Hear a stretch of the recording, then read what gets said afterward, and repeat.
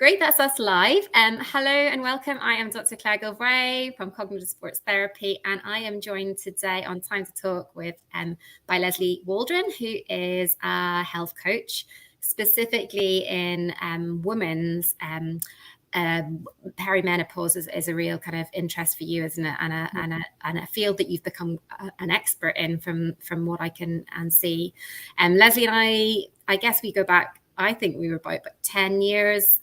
We used to run together in Bristol. And at that time, Lesley, you were more a personal trainer for personal everyone. Trainer, coach. Yeah, absolutely. Yeah. So do you want to share a little bit about how you've ended up where you've got to and how perimenopause is becoming a special interest for you? Yeah, well, I mean, it almost goes back to pre-personal training days when I was I hit this phase in my life. I was working in public policy and I had what I realized was an impossible job. And I had a young lad, my son, who wasn't sleeping. And the combination of an impossible job and not having enough sleep obviously was a massive stressor on my system. And I started experiencing things like insomnia. So even if he slept or I went somewhere else to sleep, I couldn't sleep. Skin issues, joint issues, itchy skin, all kinds of things. And somebody said, well, you might be perimenopausal. And I was like, 38? Menopause is a long way away. Yeah. And that was like the first time I remember hearing that word, and I suddenly started getting interested in it and recognizing that actually understanding what perimenopause is not very far away. And then I retrained completely as a personal trainer, and I worked mainly outdoors and mainly with women. Fairly generic. But my particular interest then was in helping my clients fall in love with exercise and movement and with spending time outside, because by enjoying something, finding pleasure in something, it's much, much easier to form a habit. But most of my clients were in their 40s and 50s. And increasingly conversation came up about menopause. And I did a course initially called The Third Age Woman. And it was like this little light bulb went off in my head. It's like, well, actually, I never really understood very much about my own menstrual cycle. And now I'm getting to the stage where my cycle is going to change. And how much do I know about myself? And this is kind of a big part of the work that I do now, is helping women understand themselves better. But I started running courses initially called the Feel Good 40, so a feel good approach. I didn't even mention the word perimenopause in my marketing. It was just about like finding your way into feeling good in your 40s, because when life is really stressful, sometimes it's very hard to prioritize that. And then through the course that I did, I came across a mentor and someone who was running the first ever women's health coaching program. So a health coaching program purely for women. So looking at research around female health, bringing that all together along with behavior change, because it is different in so many ways. As you know, it is different for women. Yes, the hormones are different, but also our stressors and our whole life experience. And that was then like became a real passion of mine. That's where I wanted to go. And so I brought the coaching together with the perimenopause work and then that experience of working with hundreds and hundreds of women as a fitness coach and personal trainer into a program that incorporates lots of things. So, and what I find is I'm generally working with perimenopausal women, but what we're not working on is help them understand their hormones, but actually it's their lifestyle and day by day daily choices that adds up to well-being. So it's like kind of integrates nutrition and stress management and sleep and hydration all into one kind of forward momentum. But because it's coaching led, I'm very much using the client's needs and desires. I hope that makes sense. No, it definitely does. And it's interesting you saying that the original course was didn't mention menopause at all. It was Feel Good 40s.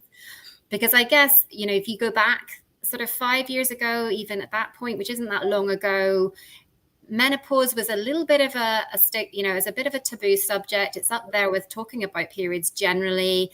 And now, thankfully, there seems to be a movement that's happening that means that we're all being more open about calling it what it is, naming it, because I think actually that's really important in this, that we kind of know what we're dealing with. Is part of being informed, isn't it? If we label it as perimenopause, we know what we're dealing with, and we can then think about how we can improve that experience. But for ages we didn't even want to put that label. The men would leave the room. They wouldn't want to be there. It was very much a separate conversation. And you know, that there's a lot of number of people out there who've really kind of changed that, haven't they? That sort of dialogue around that phase of life. Absolutely. It's really valuable. However, there is also a risk here that we end up talking ourselves into feeling bad, into symptoms. We dread the perimenopause, and that there is a big dialogue. It's brilliant. Like, as I said, I started the initial course was called The Feel Good 40s. That was in 2016. Perimenopause, I still had to explain it to everybody that I spoke to. And it came as a bit of a shock and a horror to people who even signed up to that course. It was like menopause education by stealth, but it was it has really shifted and changed. But I'm really concerned that a lot of the narrative now is really, really negative. And that there's a focus on all the negative symptoms, that we're inevitably going to experience hot flushes, we're inevitably going to have insomnia and joint aches and all of those kind of things, and we get caught up in the potential symptoms of this phase of our life, rather than understanding that this phase in our life is an opportunity to invest in our long-term health and well-being. And often a lot of those symptoms are a marker, not always, we're all different, but are a marker, or like a wake-up call to the fact that we need to look after ourselves just a little bit better. Yeah. And this is what I've loved about following your business, and what your message has always been. It has been that sort of thinking of this as an opportunity, thinking of it as an opportunity to think and refocus, and positively address the next phase of our lives, because it's an exciting phase, isn't it? It's often we're at a point where our children are a wee bit more grown up. We maybe have a little more space to focus on ourselves. We maybe haven't focused on ourselves for a long time. I don't know whether we have time here today to think a little bit about any of the ways that you help women to change that language, the negative, over to something that is more positive. And it will really depend on the individual, what they've done in the past and where they're going now. But really, so some people are motivated by thinking about who it is they want to be in 5 years or 10 years time, and how, like, I don't like negative goals, like weight loss, or I don't want to be like my mother, or because actually that doesn't work terribly well for our brains. But so finding the positive goals, like I've always said to myself for years, I want to be able to run a marathon when I'm in my 70s. Now, I can't actually run a marathon now, unlike you, Superwoman. But but if I have that goal in mind, that I look after my body and my joints, and my heart and my fitness, that means that actually training for a marathon when I'm 70, it doesn't feel like it's out of the realms of possibility. Then that has an impact on how the decisions that I make now about staying strong and looking after my body. And for other women, it will be about, right, well, actually, I've always wanted to climb a mountain with my kids, or I've always wanted to do this. And then you just need a bigger goal that can be broken down into smaller things. And for others, often really have huge benefits to exercise in this phase in our lives, but often women have a really, really negative viewpoint of it, on which may well be a hang up from schools, like not being picked for teams, or from, I think I've worked with a lot of women who have like literally were traumatized by school cross country in the UK, and running in the mud in PE pants. Do you remember those little skinny shorts that you had to wear? And whatever the school showers, like traumatized by physical education. So sometimes finding ways of finding joy in that. And then other times it's women who've spent so long in diet culture, who've been on and off Weight Watchers and Slimming World and cutting carbs and all of this kind of thing, that they've lost the joy in food. So I suppose one of the key things that I do is help women find the joy in the everyday activities that add up to well-being as well. So. No, it's amazing. And what about the thing that I get told a lot, one of the biggest barriers that people find when it comes to this sort of self-care lifestyle factors is time. Yeah. What is do you have any sort of top tips of how we almost can find time, cultivate time for this? Because it's so we start really small. So habit stacking is one of the ways, the approaches that I have. So somebody who was like literally reached breaking point and overwhelm, and this is where a lot of my one-to-one clients come to me. They've hit overwhelm. They cannot make decisions about things. They know they need to take action, and they keep dabbling at different things, and they go 100% all in, and then all of the rest of their life falls apart. And so we find things that you stack on. So say somebody has a dog and they take a dog for a walk every day, then you can find ways where you might make the dog walk longer, or you might prep something for a good quality breakfast before you go for the dog walk. Have it when you come home. We might talk about eating habits. The 4 things that can make the biggest difference. Where's the camera? 4 things that can make the biggest difference, honestly, are drinking more water. Yeah. So because everybody experiences that afternoon slump, it helps us with our stress and mental energy resilience. Getting a decent night's sleep. So often going to bed at the same time every night and creating yourself a sleep ritual that improves the quality of your sleep. It is incredible what an impact that makes, and it can be really hard for women to go, because you want that little bit of time in the evening, that little bit of time to yourself. Stretch it, don't you? You stretch it. Yeah. And I'm guilty of that too. And then every now and then I need to go, right, okay, I need to be in bed and asleep by 11. Yeah. And then, which means that actually realistically, I need to be thinking about going to bed at 10 because I'll faff. So sleep, and then movement, getting outside daily. And I'm like, even if you just go out into the garden or walk to the end of the street and back again, so that you're outside in daylight and you're moving your body and getting fresh air in your lungs, and maybe just running between lampposts, if that's all you can manage. Yeah. Find a 5-minute workout that includes squats and lunges. There's all kinds of stuff on YouTube, and fit it in. So you do it. I'm a very keen on a pajama workout, not thinking about anything else. And 5 minutes is better than nothing. And then finding ways of taking stuff off your plate. So the 4 key things: hydration, finding movement, getting outside, getting to sleep, and taking things off your plate. So I actually, on my retreats, I run retreat days every now and then, and seasonally, and I actually give people a paper plate. And I get them to write. They have to write on that paper plate all of the things they feel are on that plate. Interesting. That are on their plates. Yeah. So they're literally having to think through all of their responsibilities, positive and negative. Yeah. And then we go through a process of actually going, well, what on that plate gives you joy? Yeah. And what can you delegate? And what, if you took that off your plate, it wouldn't fall down. If you just took it off, like your obligation to be the class representative and collecting for teacher presents, really stressful every year. Maybe you give it to somebody else. It's a really small thing that can be a very big thing for a period of time.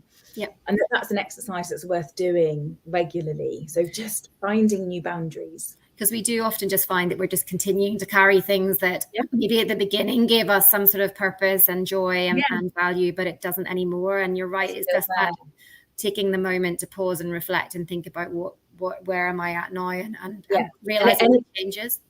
Absolutely, and it does change. So I've very sadly, my mother has now been diagnosed with Alzheimer's. I now have a caring responsibility for her because I've moved her to live closer to me.